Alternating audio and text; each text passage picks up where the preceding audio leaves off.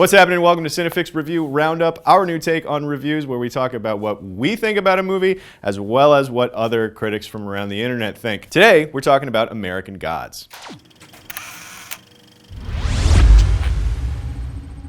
Hey everybody, what's going on? Clint and Ti here. We got a chance to look at American Gods early. Coming out on Starz this Sunday. And Starz with a Z. Yeah, with a Z, because they're cool. American Gods is... Ooh, it is weird. Yeah, it is. We haven't done any kind of TV talk on the channel for a while, but this is a much buzzed about show. Yeah. So we kind of wanted to dip our toe back into this pool, and this show is bonkers. It's nuts, but in I think a really fun way. So the broad strokes of it is, and this doesn't even begin to describe the actual show, I think, but the broad strokes of it is, guy gets released from prison. He's heading back to his wife, who's been waiting for him on the outside, to his best friend that's got a job waiting for him. He's kind of a reformed con man, gonna go straight. But his wife and his best friend both die. He ends up taking a job with Ian McShane's character, who's this mysterious guy.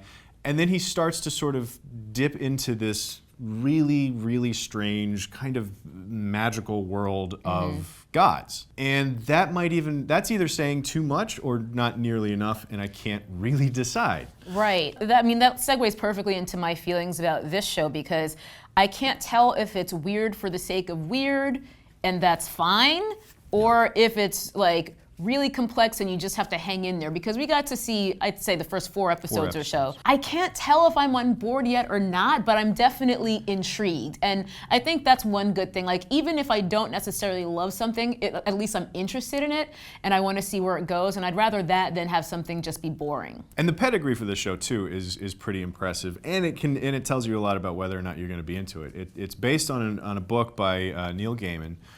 It's Brian Fuller is the executive producer, and he's been writing it. Also, he did Hannibal. He did one of my favorite shows of all time, Pushing Daisies. And Ian McShane, I mean, what more can you ask for? He's one of my favorite actors, period. Ever since I saw Ian McShane in Sexy Beast, and not to mention Deadwood, I mean, he's just someone where if he's in it, I will at least check it out.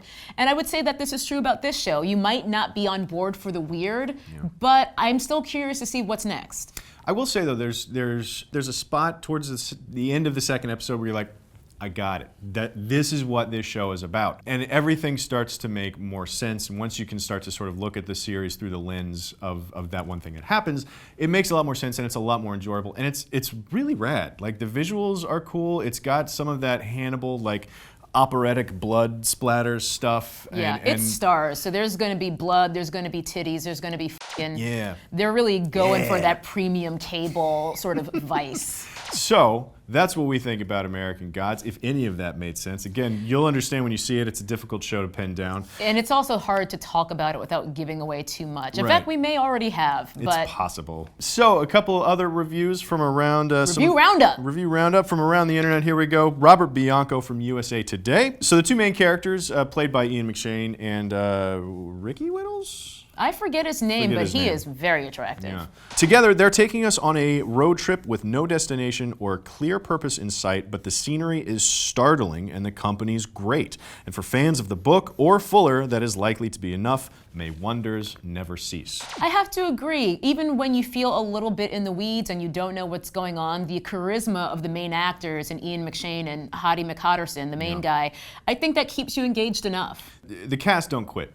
Yeah. Either. Just when you think the cast can't be more interesting, Peter Stormare shows up. Yeah. And Cloris Leachman is right. there. And like, not like the marquee names, but a whole ton of really veteran, really quality character actors. Just street cred actors. Yeah, it's incredible. Tim Goodman from The Hollywood Reporter. All the elements that might eventually transform American Gods, the acclaimed novel by Neil Gaiman, into the trippy, world-shifting series that Starz hopes it will be, are in place. The problem for American Gods in the early going, however, is that its creator's wild ambition is running a bit amok and interfering with its execution, leaving the tone of the series haphazard and the narrative direction something of a mystery, which could make it a tough sell to those who haven't read the book.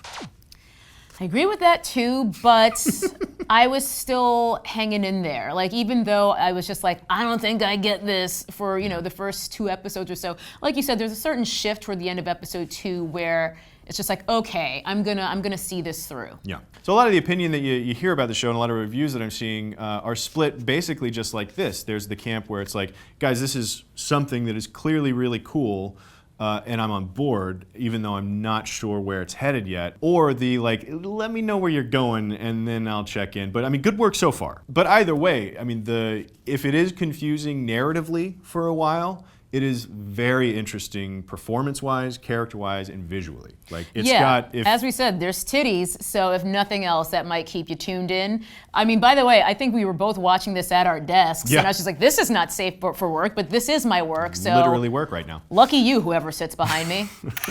So that's what we think about American Gods. That's what everybody else thinks about American Gods. And I want to know what you think about us talking about TV more. We want to lean a little more back into covering premium TV stuff, the HBOs, the Netflixes, the Starz with a Z. So let us know what you think about us covering more TV. Click like and subscribe. We'll see you next time here on CineFix.